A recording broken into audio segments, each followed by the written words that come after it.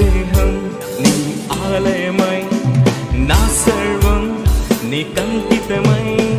నా దేహం నీ ఆలయమై, నా సర్వం నీ కంకితమై.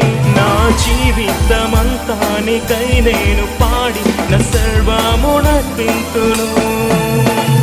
యేసయ్యా మా యేసయ్యా, నీవేగా అర్హుడవు. యేసయ్యా నీవేగా అర్హుడవు. స్తుతించెదము,